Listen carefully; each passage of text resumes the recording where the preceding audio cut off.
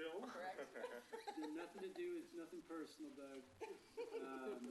Say what? Just, you get a paper agenda.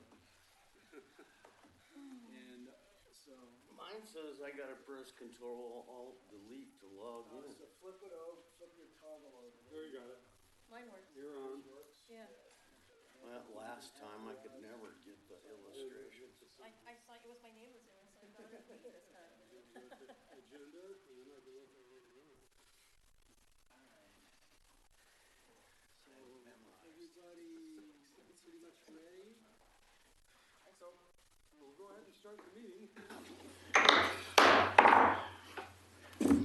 Anything specific on the agenda? One thing I would like to add to it, and we can, I'd rather do it under discussion items after Nancy makes her presentation, but we did bring up at the last meeting, I think, a general desire on our part to have us treated the same as neighborhood associations whenever it came to developments that were within the within an NROD. And I'd like to have a further discussion about that to make sure that this becomes considered. It'll have to go through a process. It probably ended up being at a study session of the City Commission to make that move, but Would you I feel that's state one of- that again? when the development NROD natural resource overlay. Right. Neighborhood associations, when a developer comes in with a major project, they talk to the neighborhood associations, are required to do so, as I understand it. You're right. And we would like to see, we don't want to hear all the developers, but we do want to hear those that have areas that are within the natural resource overlays. And Right. so we'd like to have that same level of communication. And I think that came up at the last meeting. Yes. Yeah, so we'll do that more as a more formal discussion session there on 4 after Nancy makes her presentation. That's okay, Jen? Well, no, that's okay because we made the decision. That's right. Yeah, So anyway. I think we can live with that. And I don't think Nancy qualifies as a person who's going to necessarily make public comments, so we can skip 3 and go on to the discussion items, in which case you will make comments, right? I'm not entirely sure. You keep saying presentation, and I'm a little concerned about that, simply because I didn't come with a real presentation. It was very vague and more about kind of our process, and I thought maybe sound like you might have some questions about the code enforcement process. So I do have a very grand presentation that I take around to neighborhood associations once in a while, but it is full of things that you're probably not interested in at all.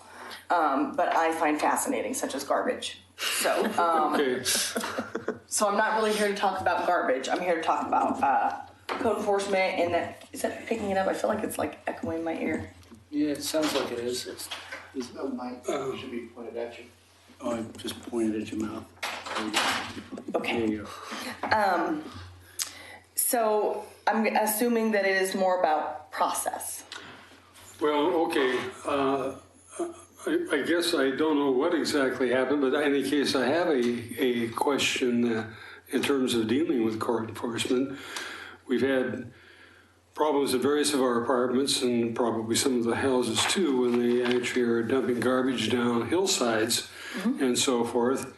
And I doubt if there's any monitoring of that going on because it's out of view.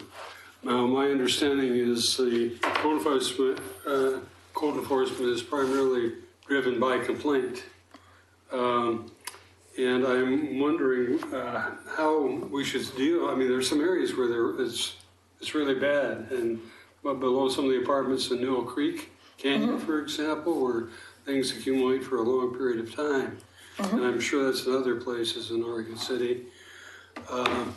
That might be one point to talk in terms of the code enforcement. It gives me a good place to start to figure out kind of what it is that you really wanted to get me here for, to find out about our process. I guess I can give you an example. What was the concern that was? Well, we had a couple of public comments that revolved around it, and kind of a few of us didn't really have a general idea of how the actual How it works. code enforcement process works. So I think what you're talking was kind of Yeah. one of the lead-ins to that, so that we could then ask more Yes. questions after the fact. Perfect. Good segue. Thank you so much, Trent.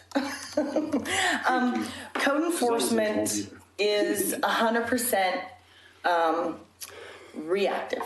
We are not proactive. We have not been directed to be proactive. The only thing that we are proactive about is signage. And that's going to be primarily signage that's in the public right of way. Everything else is complaint driven. It takes a citizen complaint to really to get logged and for us to address it. Certainly if it's something that's staring us right in the face at a moment, that we're going to address it, as well as whatever it is that we are currently out in that area addressing. So complaints come in a variety of ways, and they come in through the Go request. They come in, the majority of them come in over the phone, believe it or not. And some walk straight on into the building. We respond to anonymous complaints. And these are allegations. This is not something somebody did anything wrong. Now, I'm not talking about illegal dumpings per se, but the type of things. The number one complaint in the city is residential parking. That's the thing that people concern the most about, is all of the cars in their neighborhood. In case nobody knew that, that's the number one complaint in the city. And so once we receive a complaint, it gets logged. It's an allegation. We, our intake person, Autumn Wilson, she's amazing, and she schedules that. She kind of handles everybody's schedule. We're usually booked out about 2 weeks in advance from responding to anything. We leave a little bit of time each day to be able to pick up those things that rise to the top suddenly, that are high priorities. And those are going to be our illegal dumpings, depending upon where they're at and what they are. Anything that's going to end up in the river, end up in the storm drain, certainly those rise to a higher priority. A lot of our transient issues, because of all the drug paraphernalia and stuff like that, especially in our natural areas, we're worried about families and children and their safety. Those rise to a higher priority. But otherwise, everything kind of comes in, gets cataloged a little bit on how we're going to respond to them, prioritized, and then assigned out. And they're all allegations. We don't know if any of the stuff's true or not. The people are saying about their neighbors. We often are just the peacekeepers in a neighborhood, some place for somebody to vent to, so they don't go punch their neighbor out about that barking dog. We do noise. We do anything, really. And even if it's not a violation, if you feel that uncomfortable about talking to your neighbor and you want to vent to somebody, I'm your gal. And I might even go talk to your neighbor for you and say, hey, isn't it so much nicer to be the king in your castle? And maybe what can we do so everyone can get along here? And that's just kind of the role that I've had here for the last 20 years. So I know Doug. It's nice to meet the rest of you. Does that kind of help a little bit? So once we go out and we confirm an allegation is either founded or unfounded, it gets logged as unfounded and closed. And then, of course, if we continue to get complaints regarding the exact same thing, we will log it again. We might reopen that same thing and go out and try and figure it out. Now, what is it that they are talking about? Where exactly is that? Maybe we have to set an appointment to say, you know what, you don't get to be anonymous anymore. Now you're going to have to put your name on it and show us what it is you're talking about, because code enforcement's a real partnership between the citizens and the city.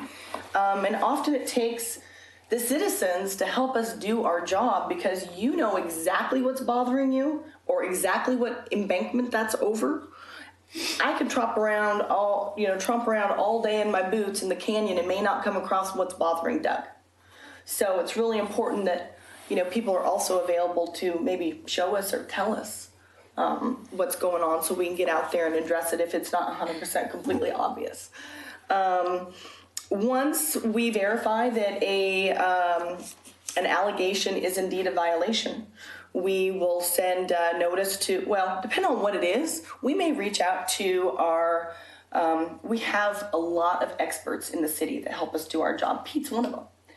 We often send things to Pete. Pete, hey, this is about some street trees, and how many were they supposed to plant, and how many of them did they pay to not put in, and there's some plan from some development somewhere that he's going to have to dig up and say, this person's supposed to have a tree, they bought their way out of one, they replanted, they did whatever.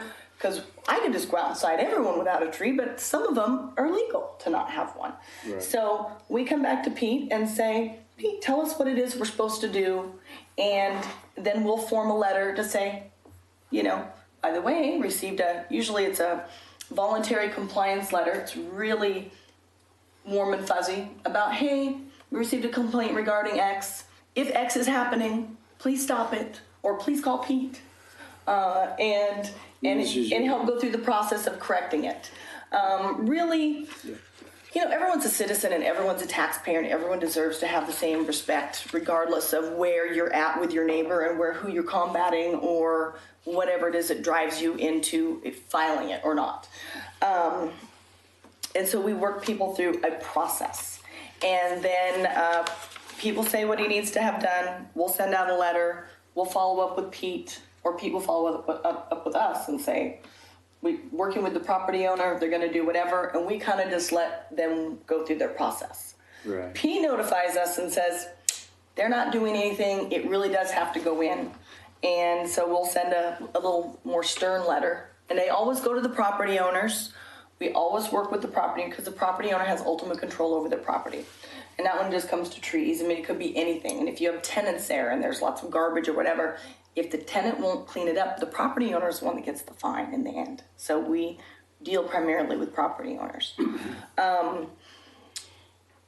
If they are not listening to Pete, we send out probably another letter that's a little bit more formal. It's called a notice of violation.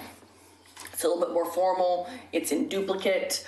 It's pretty much all filled out, but it has like kind of the legal responsibility at the bottom that says, by the way, there's a $300 fine that comes with violations. We don't levy fines, the judge levies fines. We don't have the ability, no violations have a fine.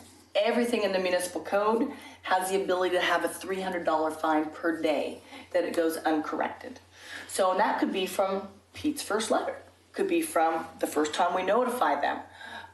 But everybody gets due process. And if they don't want to do it, they get to go through the entire process, clear up to the court day, hire attorneys, reset it a million times. I'm working one that's been about 2.5 years probably, but they're going to put that tree in. So it's their right to do it. And the person who maybe brought it to our attention doesn't necessarily get to know all of this stuff that's going on, because it's a legal matter at this point, and it's not public information. It's public information once it's closed.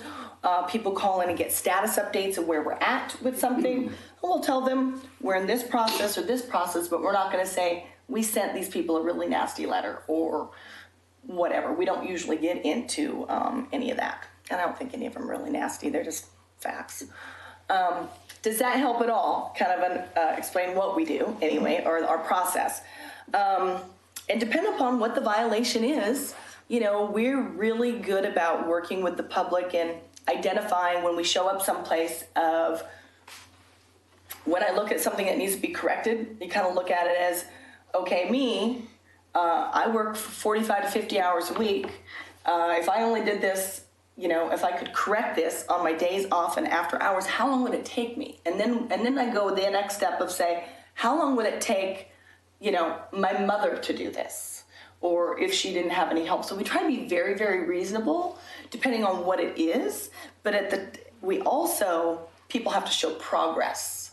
So we might give them a deadline, but if there's zero progress being made, we may escalate things faster, or if they're really working with us and communicating. I mean, I have some that I've held hands with for a very, very long time. I'm in a really unique position where I get to meet a lot of people, deliver not such a great message that they want to hear, but I make a lot of friends. So it's pretty good job. Does anybody have any questions about any of that? How many people are part of the code enforcement program? Or there is a total of 5 of us. 5? So there's myself. We have an intake, which is much like, I don't want to compare it to a 911 operator, but, she takes in all of the emails, the go requests, the phone, the counter, just to make sure everything gets logged and processed. People come up to me all the time and say, hey, can you do this? I hope that I don't forget something when it's kind of off the cuff that way. I try and take notes and write things down and go back the following workday and log it, but it can be a challenge to do sometimes. So it's really important to try and stick to the process so that everything is kind of treated the same and nothing gets escalated or bumped just because of the way that you were able to get your complaint filed. So there's that, and there's 5 of us. Sorry, I lost track of that. There's 5 of us. It's Autumn. Dave Mueller has been with me for 13 years.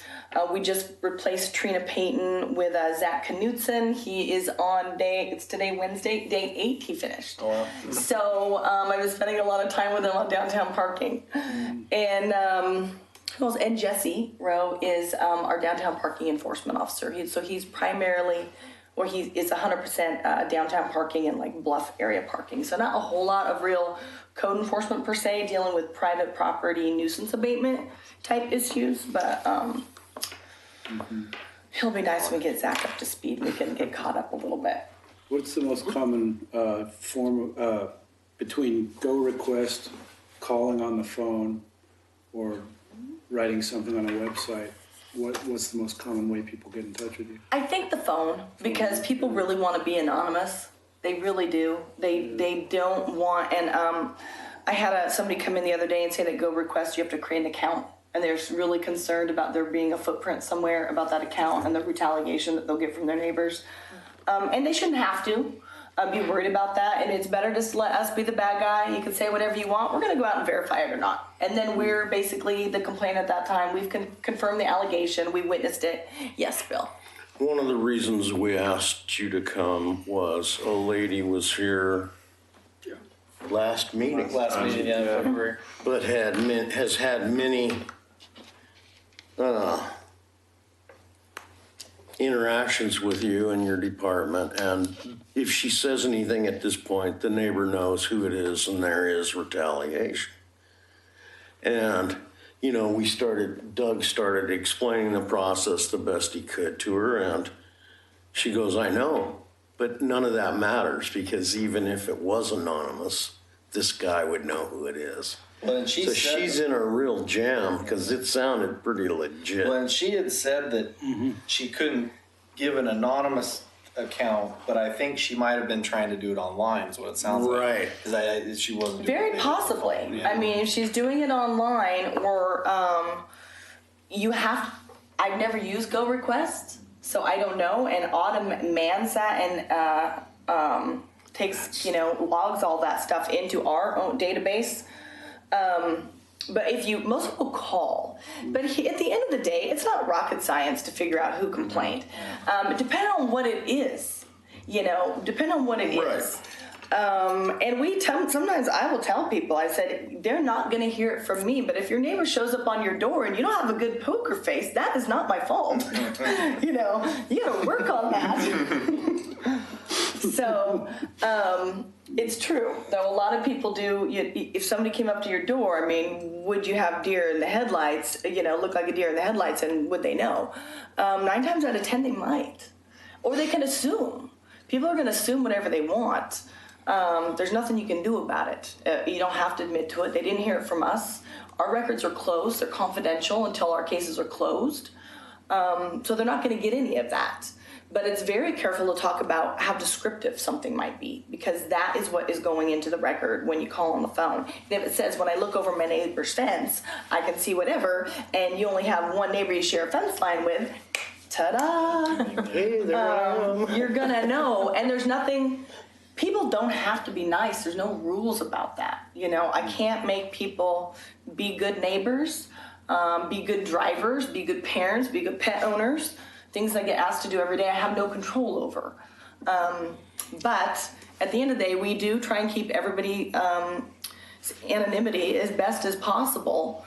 And if you've, depending on where you live and your property line, like you said, you only have 2 neighbors that would know that you had something in your backyard. Well, okay, through the process of elimination, one of them told on you. Because in my case, I'm going to fix it. I'm not going to go shoot their house up. Well, and and then some people can be bully and be retaliatory, and it's the nice thing about that is we have things documented. Usually they've done that to us too. They come in and try and bully their way through the office. And believe me, it doesn't work.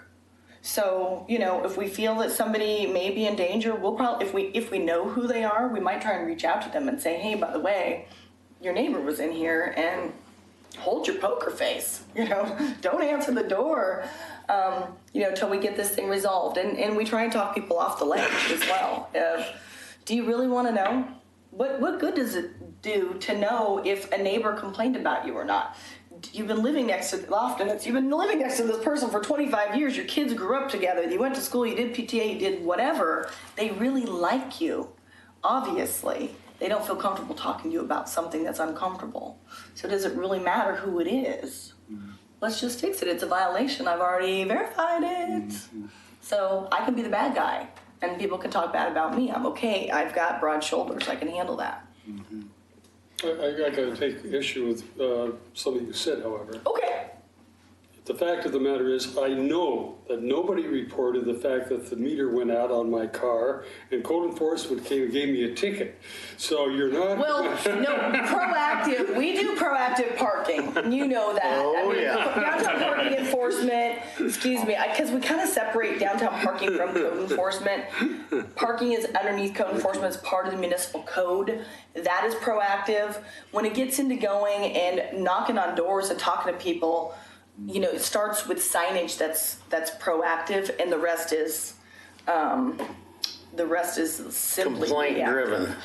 Believe me, I had somebody ask me about this the other day. I was in a meeting with some attorneys, and they're wanting to know how I do stuff. I'm like, I just drive around with blinders on. I could go into a neighborhood and never come out if I got into the weeds that much, And if everyone's getting along with their neighbors, unless it's a health hazard or something like that, why should I make it my personal? But the city hasn't told me to do that. Why would I put my neck out to do that? Make it my personal mission to, penalize people or go after them. I mean, I get to meet a lot of nice, really nice people. But.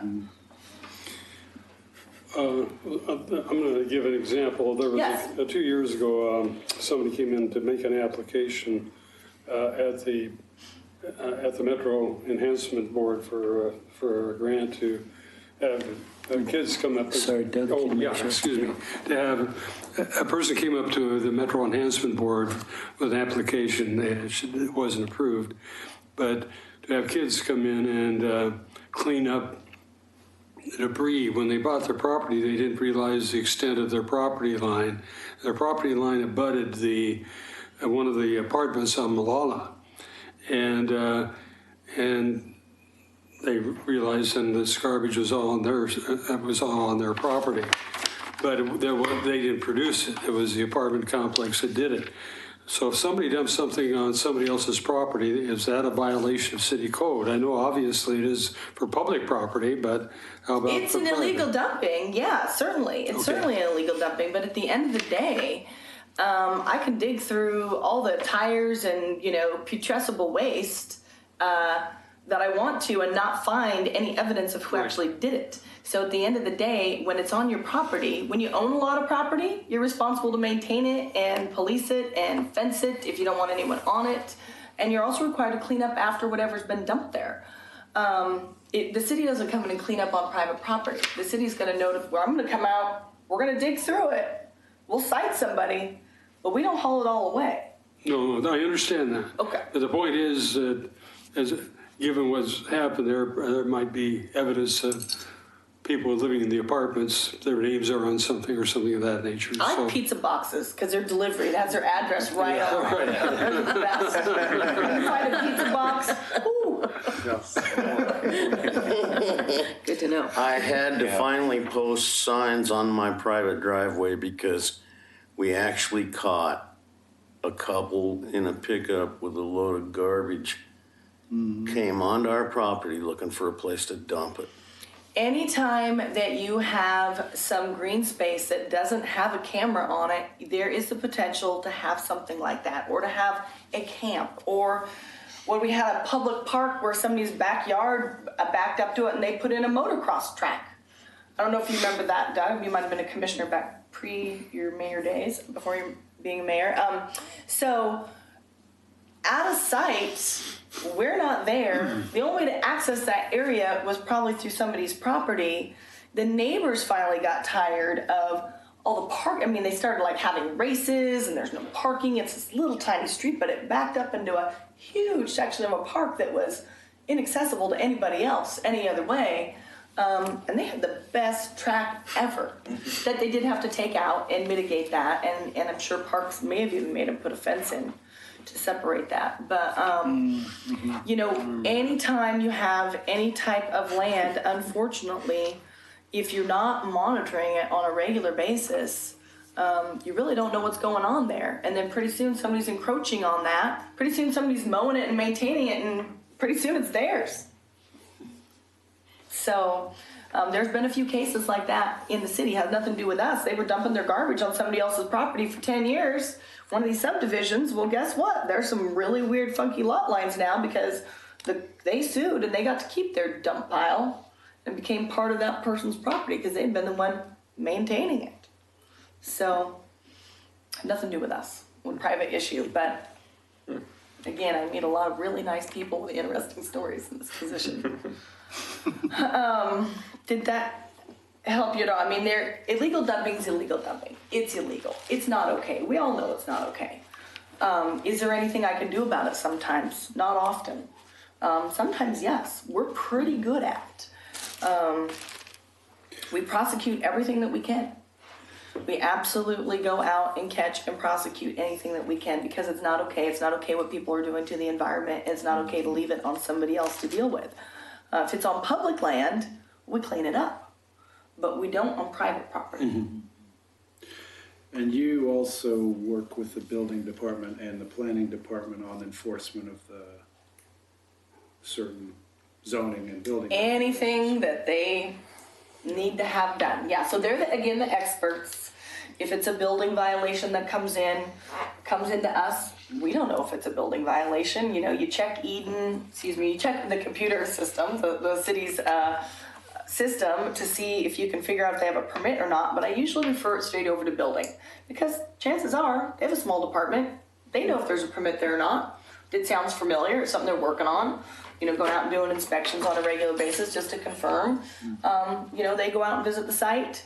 Either if they don't have a permit, make sure that they get one. If they don't get one, then they refer it over to us. Again, that's where that first letter comes from us, that real nice, warm and fuzzy letter about, hey, you know, please do what the building official tells you to do and do it in 7 days so I don't have to get involved. It's kind of a letter.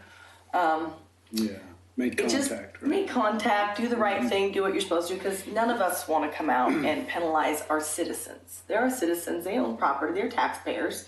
They believe that they own property and can do what they want with it. Sometimes that's building without permits. Sometimes that's burying garbage. Sometimes that's, I won't even get into all the crazy things I've seen, but yeah, you just don't know, and you have to kind of walk them through the process. You have to get them to warm up to you that I'm a human, you're a human, can we just communicate as humans? Instead of I'm the city and I'm picking on you as a property owner. You have to get over that hurdle first. Mm-hmm. Which is really important. I think our staff is really, really good at doing that.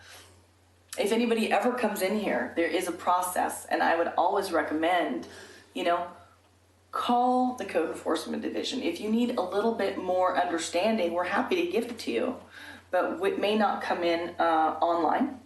Those online complaints, there's simply a generic response goes out, it's closed, it's then entered into our database.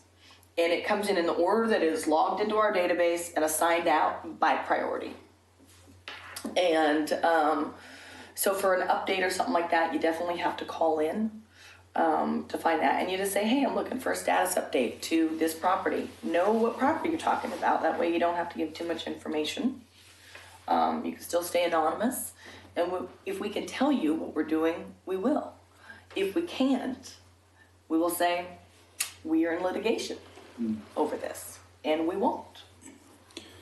And I can say personally that in 13 years, the vast majority of things that have come before us in planning as code enforcement is resolved without having to actually go to court.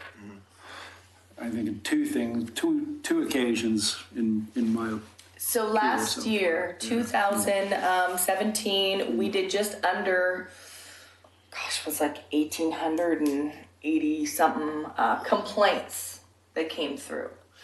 Of those that we looked into, few are closed as unfounded. There's a lot of first visits, second visits, third inspection, fourth inspection, a lot of hand holding, very time consuming.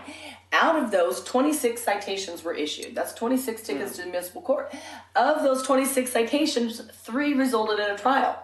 We're really good at getting things resolved, and sometimes it takes getting them to court to say, hi, I'm so glad you'll finally talk to me. I'm glad the judge is making you do it, but I'm a really nice person. You want to step outside first and go talk about this, and then we can come back in and tell the judge we don't really need her? And everyone's like, oh yeah, I should have called you a long time ago. I mean, don't ignore our letters, don't ignore our mail. People will come in and probably tell you the exact opposite of that. We're not helping them, but maybe we're picking on them. Please advise them to come and talk to us. Often they've never even spoken with us. So that's a good reminder for people as well. Anything else? We've heard more from people that are the complainers. And that's hearsay. No. Objection. No. Right. You know, in both cases, I personally know that there's activity, but I don't know whether it's legal or whatever. But the only 2 that I can remember Yeah, the ones We're that come before complainers. us. Yeah. Kanema related. Yeah. Yep, Kanema's a hotbed for things, for sure. Last place on earth you should build a house. Right. Although a lot of The, people are living in houses that were built 100 years ago. Kanema Living in houses experiences built a on lot of growing pains. You know, the history in the old homes with the new and the infill lots, and it's growing pains. And people don't really have any control over that. That's people's private property, and they have the right to do that. It's not what people want to hear. Well, let me Us, clarify my but- point about Kanema. And that is, Doug said, well, there's a lot of 100-year-old houses there. And yes, there are. And as they're sick of hearing about, I looked at one real seriously. So that I know a little bit about it. And my opinion is virtually all the good spots that you can build on with some relative degree of assurance of stability have been built on. So the infill now is probably going to be focused more on places that are going to fall into that geologic hazard and NROD area and stuff like that, which is going to lead to more people downhill worrying about what's going on. That's all. No, I think you're absolutely right. That's what happens when you take a rectangular plat and you superimpose it on an ancient landslide. There's a lot of lots of record there that are legally platted and can legally be built on, provided you meet those very, very stringent engineering standards. So, Yeah, with the scarcity of buildable land yeah, and the costs going up like they are, yeah. it becomes viable to hire a geotechnical consultant. I just wanted to add that with respect to water quality and erosion control, there's Public Works has an erosion control program that is staffed by John Burrell, who's and he will sometimes go out when there's a violation as well, but with you guys, right? When we receive a complaint regarding erosion control, we generally send it straight over to Public Works. We received one not that long ago, last week, 2 weeks ago, from a resident in Kanema, and they took pictures and everything, and they sent them to me, and I'm like, I'm just gonna send these to Alita and the engineering counter over there, and she responded back with, that is their approved plan. That is supposed to drain that way. That's on the plan. I'm like, case closed. Perfect. Yeah. If there's a permit, right. Everything was done legally. It was it's a home that's currently under construction. What about Mud on the street from construction projects. We send that. That is, again, it goes through engineering. John Burrell, he is the erosion control engineer. He's supposed to be going out and monitoring these construction projects and making sure that they aren't tracking that road out, or that dirt out onto the road. If he cannot get someone to comply, he's pretty good at doing it. He usually doesn't have to get me involved. But he certainly gives us our shoulder tap and says, Tag, you're it, And then we say, do exactly what John Burrell tells you to do and do it immediately so we don't have to cite you to court. Really, each department manages what they do, what their specialty is. If it has to do with building and construction and those violations, that all goes through the building department. Mike Roberts and his team is great to work with.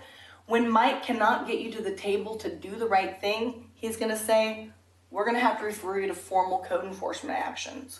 Those types of enforcement actions escalate a little faster because Mike's already sent him 3 or 4 or 5 letters. He's already had the inspector out there several times. There's no reason for me to ask somebody to do something 5 more times and give them more deadlines. I usually give them one notice that says, this is your deadline and here's your court date. And that's it. And it's pretty effective. I mean, planning will often say, wow, that citation cures everything. So it can be a little bit painful. I certainly recommend that they do exactly what the department with the authority over whatever it is they're trying to do advises that they do, and whatever is on their approved plans. If it's something that they didn't pull permits for, Mike's great. Planning's great. Elita's super nice. Get them to the table, get them on track, how to mitigate what the problem is, how to get them into compliance. Most of that is done without ever getting us involved. And I'm talking about our almost 1,900, things that we investigated last year. Most of that had nothing to do with those departments. Those are just everything else that bugged the citizens of this city. It's nothing money won't cure. Solid waste, by the way, is the second #1 complaint in the city. First is residential parking, not downtown parking, Doug. Does that kind of help explain kind of what we do? Yeah, I think so. Yeah. Do you guys have any questions that I won't deflect? Well, we to the sure department? appreciate you coming out. Yeah, Absolutely. it's been very Thank you so informative, yes. Yeah. Yeah. Absolutely. If you need anything, don't hesitate to call. Usually when I leave a meeting, somebody slips me an address they want me to look into. And we're happy to do it. Again, I hope that it makes it into the system the next time I'm at work so that it gets tracked and logged. Logged and tracked I do appropriately. have a property. It's on South Main Street. Yeah. Be sure to send it to her. Don't announce it publicly. They're going to know who complained. This is on the record. I don't even care. Sounds like a county address. No, I'm No? thinking of a city property that Oh, we've right. all got a lot of interest in time in. Okay. Sounds like a Pete issue. It's a joke. It's a joke. When in doubt, call planning. Yeah. So I do have a question for you. Generally, we refer people to Clackamas County Soil and Water Conservation District when they have questions about, it's primarily about invasive species type things and how to remove them. I don't know what each of your expertise is in providing anybody that. We don't really tell people how you have to remove it because I don't,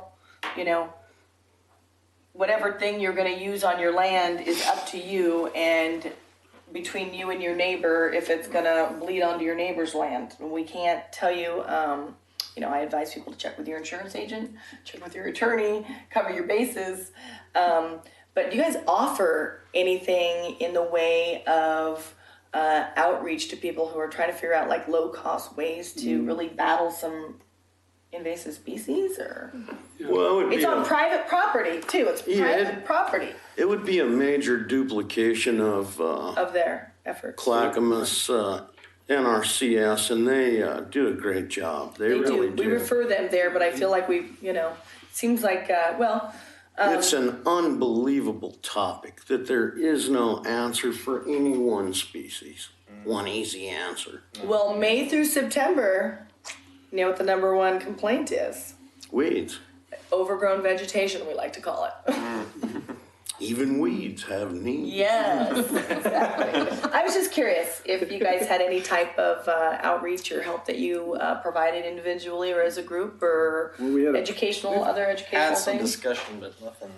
Okay. Yeah, we had a presentation from Sam Leininger at the district, from Sam Leininger at the district, who, kind of gave us a presentation about what they respond to, but they're very open to all kinds of calls and No, they are. can direct you to resources and educational stuff about your particular problem.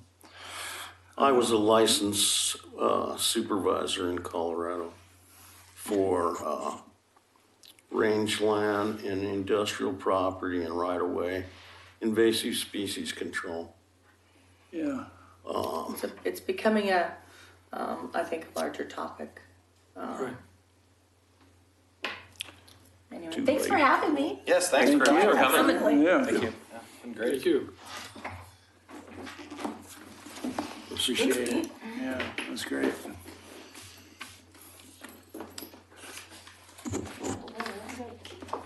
Take it easy.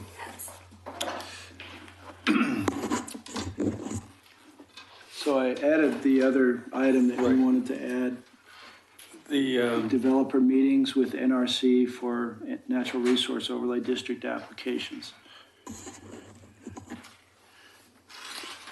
and yeah, what I did want to do is have that discussion just followed by fall off the chart in Right. terms of I'm coming back now to the recommendation that we made to have us involved in the land use process at that level. Laura did, tell me about that briefly at the beginning of last week. And kind of ties into, we have the code open at the moment right now for various things that are transportation related. And then we're going to have it open again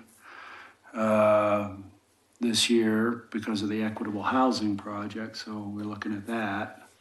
And then, I don't know if Laura mentioned this, but one of my staff communications to you is to let you know that the city has applied for a planning grant to Metro. These are called the Metro 2040 planning grants, and they're available to do land use planning and zoning amendments and that sort of thing. So the principal priority, we applied for $250,000 to redo the comprehensive plan. We also applied for $100,000 to do the regional center plan, so the mixed use downtown, looking at that again, the area, and $100,000 for a wetland inventory.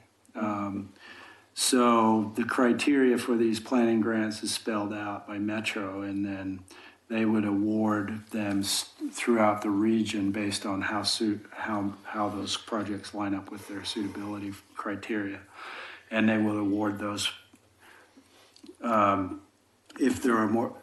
Once they fund the suitable ones, then if there's leftover funds, they will fund the ones that are not quite as suited. So we'll see how that pans out, because it was a last minute rush to get those applications in. So, and if that pans out, then we'll be using that money for code rewrites and that sort of thing. And notification is a fairly simple thing to do. Writing in requirements for developers to meet with particular groups is basically a code amendment to Chapter 1750. It's an administrative code amendment. And I think it's something that would have to be discussed at the planning commission level, and then it goes to the city commission and that sort of thing. Probably part of a series of other code amendments as well, so, yeah. But I think. Well, right now, they're looking at their, forget the terminology that they're using, but they're looking at the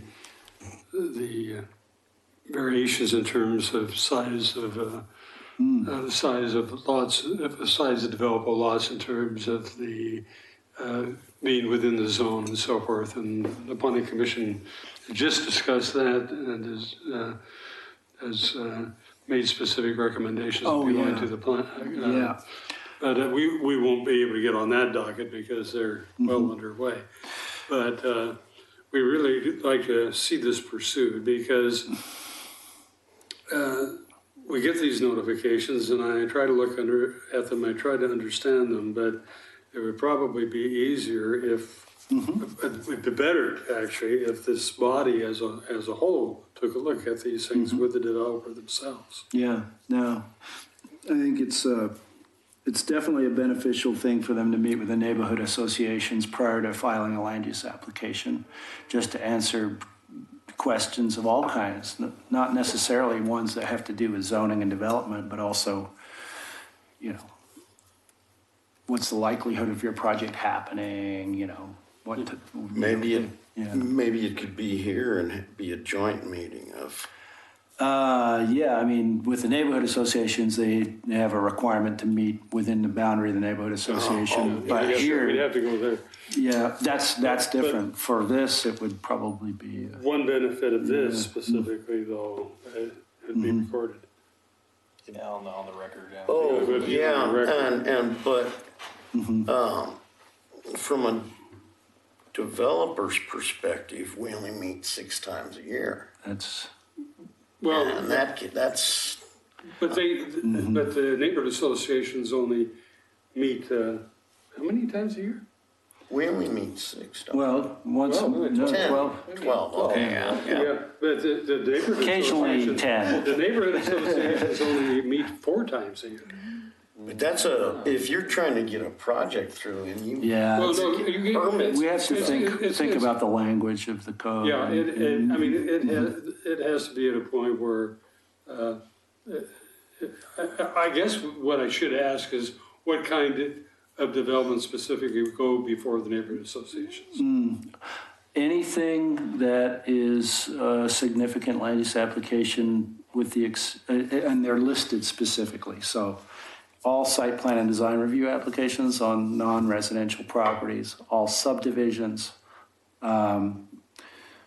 any planning commission level decision like a variance or a conditional use, annexations, zone changes, anything that's what we would call a type 2 or above, with the exception of minor partitions, which are splitting a lot into 2. That doesn't have to meet with, Right. yeah. And the only ones we would see would be the ones that are within The Enron. Enron, yeah. And I mean, most of those things are 120-day notification period. Well, the meeting requirement is required prior to a complete application. So you have to show evidence that you met with that group before your application can be formally reviewed. And we have no authority. I mean, we can make recommendations probably in the process, but I don't believe we have any authority designated. Not currently, no. No. No. But it gives us an opportunity to see it. It can be done within their timeline. If they have to go to the neighborhood associations, they have to do it within their timeline, which is every 3 months. Yeah, I can see. Yeah, so we're less of a problem than neighborhood associations. There's a similar process for the Historic Review Board, which is a decision-making body, where they have a design advice meeting, which is sort of informal, and they get to show the preliminary design to the Historic Review Board, and then based on that guidance, they'll come in and they'll do a formal review and hearing. So, but that is on the record. However, they are, they can make decisions. We Right. can't. Yeah, it's different. So, in any event, your bylaws say that you can comment on land use applications that have the potential to significantly affect natural resources, which we've taken to mean anything within the natural resource overlay district or a policy affecting natural resources. So, yeah. Well, I think one of the we can talk reasons for about it. this entire request Yeah. is because right now, obviously, any one of us can comment on anyone that's been out individually. But based on our current structure, it's very difficult for us to develop a position as a committee. Right, and the And I timing think, is aren't you not. saying, Doug, that's more like, conducive. might be where we want to be sometimes Well, yes, on a. with a kind of position. Yeah, with a conversation and making suggestions if they're warranted. Yeah. Yeah, but we might want to write a letter or something. Oh, sure. Yeah, at this point in time, it's pretty hard as a committee to get together and write a letter. Yeah, no, I understand. Yeah. So it's definitely something we should all be thinking about and starting putting ideas down on paper. And we can help out because we know how these codes are written and some of the nuances that have come out of the neighborhood association meeting requirement. For example, if a neighborhood association cannot or will not meet with a developer within 30 days, the code entitles them to have their own meeting, provided they provide notice to the neighborhood association Within in a the 30-day period, location. usually won't be a problem for us. Yeah, exactly. Yeah. Yeah. So those are things that we can help with. Okay. And we probably want to put this again on the agenda fairly shortly. I'm just going to make a request that doesn't apply to anybody here, but does apply to people that aren't. I'm not hearing people that are, I should say, some people I'm not hearing from that they're not going to attend the meeting, and I assume you're not hearing about it either. Neither of the two people that are absent have informed me that they'd be absent. Oh, sorry. Did Yeah, I you? did get a notification from Jerry, yeah. Okay, from Jerry, okay. And so. He said he called you too, but Yeah. I don't know if, it was short notice. Okay, well, that's fine when that happens, and there's another person I haven't heard from either. Yeah, I didn't hear from them. Okay, and it's been more than one meeting, so. Okay. So I think I'll be communicating with the individual then. Okay. Yeah. Yeah, sounds good. Well, it's that one. short, and we'll go through our communications. We'll start from my left. No communications, but I know Arbor Day and Earth Day are coming up pretty quickly. I don't think the NRC has any direct involvement in any activities in Oregon City, but That's a good point. it'd be great to get any. I don't think I've received notice of any activities in the city, but We haven't keeping an got eye a out for date. The mayor needs to we need to find a date. We need to do the proclamation. The Parks Department will be handling most of the resource and location issues. What planning helps with is the publicity and the logistics and making sure that it meets the Arbor Day Foundation's requirements. And how is it coordinated with Earth Day as well? Because in the past, they've done them simultaneously with the cleanups. But last year, we did a separate planting over at the Wesley Lynn Park, which was really well attended. So I think it's going to get better and better. good. Yeah. So. Yeah, and then I would like to encourage greater involvement next year with the NRC as a committee for planning and participating in activities. But this year, look forward to participating as a citizen. Yeah, I've been out of town, so I don't have anything. Well, Matt, in your request, the Greater Oregon City Watershed Council will welcome your participation in invasive plant removal on April 21st. April 21st. Yeah, April 21st at Abernathy Creek Park. We're going to have we always had members of the junior ROTC from the high school coming, but there's work to do, and so anybody that's interested in participating in that event, that'd be great. Sign me up. And that's my communication. That's cool. Bring the gloves. Yeah. I don't have anything to add tonight. I don't have anything either. Okay. All right, well, I have a few things. I mentioned the Metro grant application. Currently, we have staffing. If we were to get a grant for any one of those three or all three, we only have staffing realistically to complete one of those in a given year. So that's something to bear in mind. We will be moving community development to our new or refurbished location at the annex at Mount Pleasant on April 21st. Oh, Yeah, it's coming up. May I inquire, because I would presume that building was not built in a period where we have the seismic requirements we do now. Right. Were you able to do some retrofitting? I don't know that the planning division is one of those locations that has to be seismically upgraded because it's an. Well, it's I'm not talking a about critical general. I'm talking about facility. general code in terms. Yeah. I mean, Well, like yeah, I house, mean, for example. I don't know all the details of what the permit entails, but as far as the tenant improvements, but I'm going to yeah. share a piece of information. Yeah. I belong to a book club, and we invited Scott Burns to our book club, who is one of the authors of Catastrophes on the Columbia, the Missoula Floods. And he was talking about, he talks about anything dealing with geology. It was a great meeting. But he was making, there are two major earthquakes we suffer from. One is the southern part of the fault.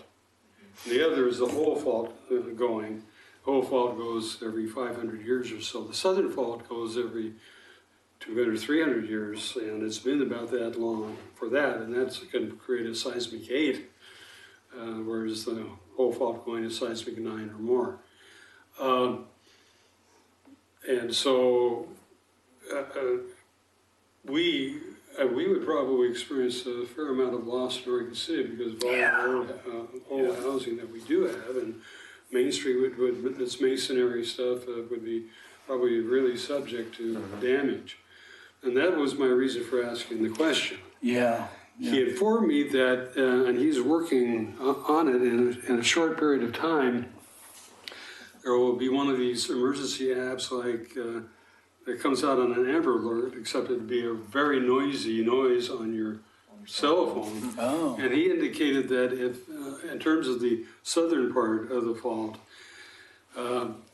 in Portland area, we'd have time for a 5-minute notification. That's all being monitored, so people could get out of their houses, get out of the structures, and get out of the tree falling zone. And that would be enough time once that's out there. Yeah. Seattle would have about 10 minutes notification.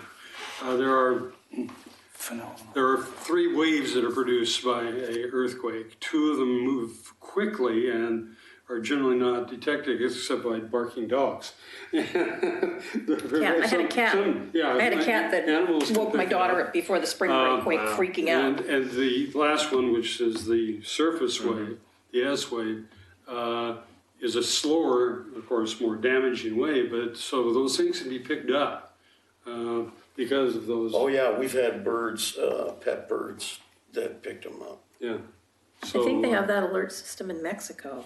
That's been in, before the last earthquake, there were people that had warning and got out of the buildings before a lot of them collapsed. So that's something that's going to be happening, but I was hoping that you'd retrofit it to some degree. I don't know all the details, Doug, to be perfectly honest. But you're going to be in there.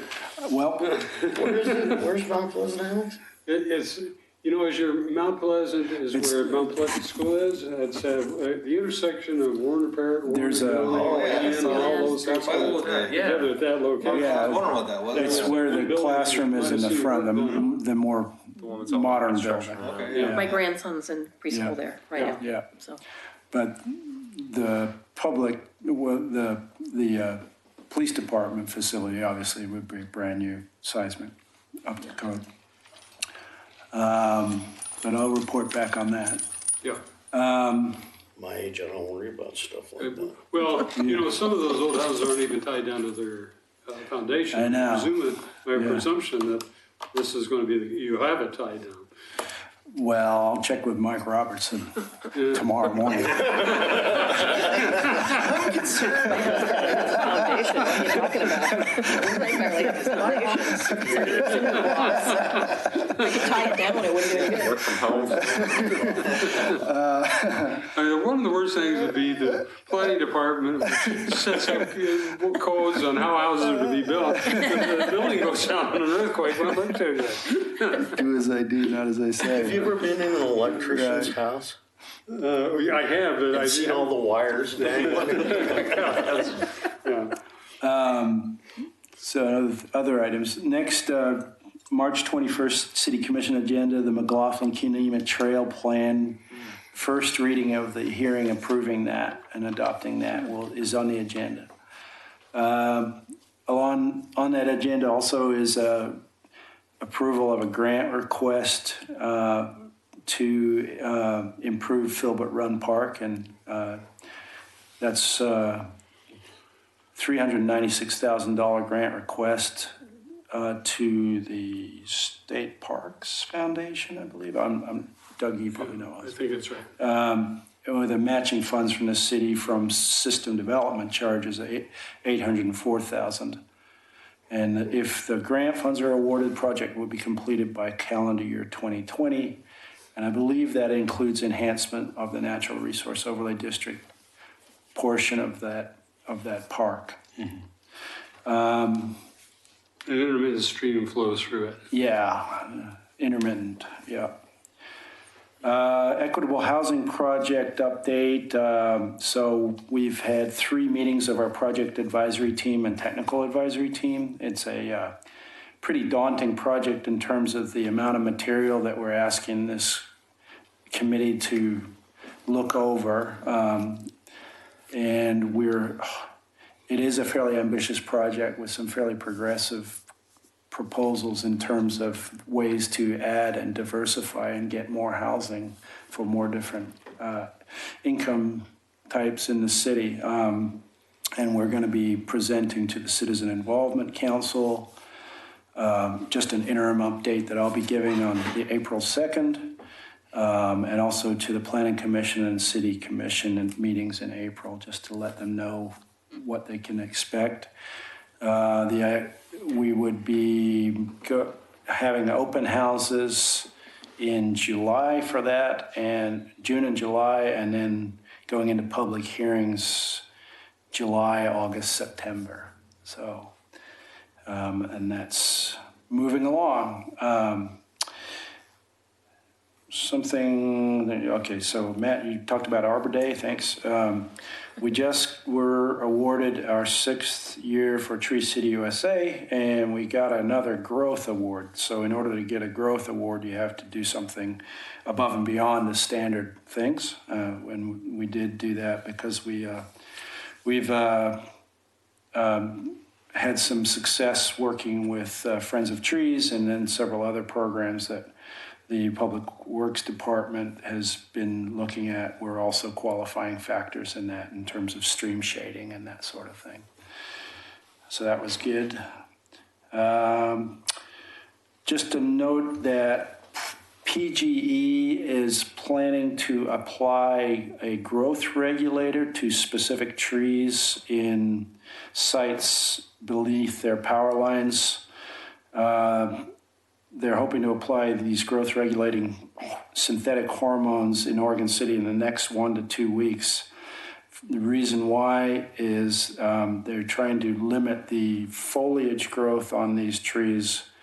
And apparently this hormone is, when applied to the soil at the base of the tree has more available energy to increase root structure and networks, increase defensive, and create a stronger tolerance to drought. So there's more information about this product. It's called Shortstop on on the website, and the sites that they've selected so far are along South End Road near the intersection with Lafayette Avenue, along First Street near the Orthopedic Center, and along South Myers Road near Frontier Parkway. Now, what's their objective again? I think what they're trying to do is reduce the rate of growth in the canopy of the trees That are So- below the power lines? that are either in the power lines or below the power lines. Yeah. And so they have an arborist forestry staff. The guy that I've been talking to is Matthew Villela. He's very good person to talk to. I think he'd be willing to come and talk to you guys about this. But if you have questions for him, Yeah, I think that'd be a great idea. yeah, because it's an ongoing program. Yeah, it says it controls growth in the crown by up to 90%. Yeah, Less pruning. I've never heard of it before. No, I haven't either. Yeah, Usually they just remove trees. Yeah, usually. yeah. Well, maybe this is something change of I mean, policy.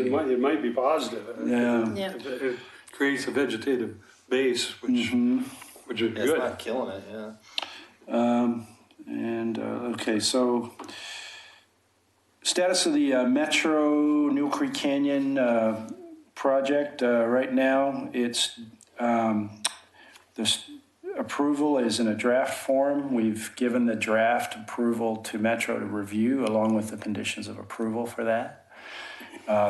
Once they review those conditions of approval, we will issue a formal approval, and they will be able to schedule and cost out their first year of improvements. And we don't know when that's going to happen yet. But as I understand it, the very first phase of the project will be to work on the day use area and parking lot at the end of Fox Lane and begin the trail system. And then the actual process of enhancement in the canyon is going to take several years for them to complete and continue to monitor over time. And we'll know more in April. And we just received and provided public notice for an update to the sewer plant, who are adding a digester. They'd always planned to add a digester to improve their solids handling facility. This is West, yeah, across there. water. And that is within the NROD buffer existing impervious area, but they're slightly increasing the amount of impervious area, so they have to do the full natural resource impact analysis and mitigation on that one. And they'd be doing on-site mitigation and improvement adjacent to the trail and in back of the trail and next to where the existing storm pond is. But there's plenty of area for them to actually come in and improve that habitat. And that's all I have. And I'm pretty sure I'm right on this, the neighborhood, I presume South End, Hazel Grove Westing Farm Neighborhood Association is going to be having a meeting tomorrow night. On the Filbert Run. Okay. I believe it's at 7 o'clock at the United Methodist Church on South End Road. I'm planning to go to it because I live in that neighborhood. The park's only 2 blocks away from me. I thought of something, checking my notes, that you might be interested in. March 20 is closing arguments on the Waterboard Park trial. 1:30 p.m. Oh, okay. So Where are they? County Court. On Main. Okay. Could be interesting. Yeah, I don't have anything else.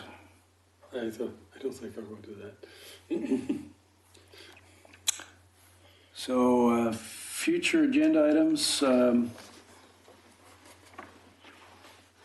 you guys have anything that we haven't discussed? What we've talked about is ongoing discussion about developer meetings for applications in the NROD. We'll probably have some presentations. of it for the next meeting,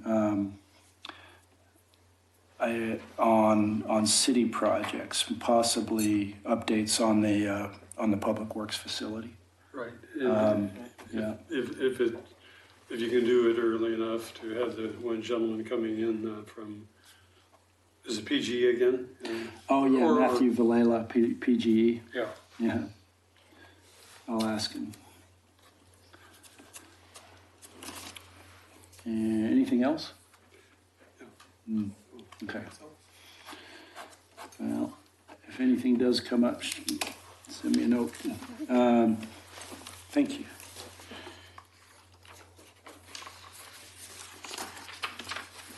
Good to be back.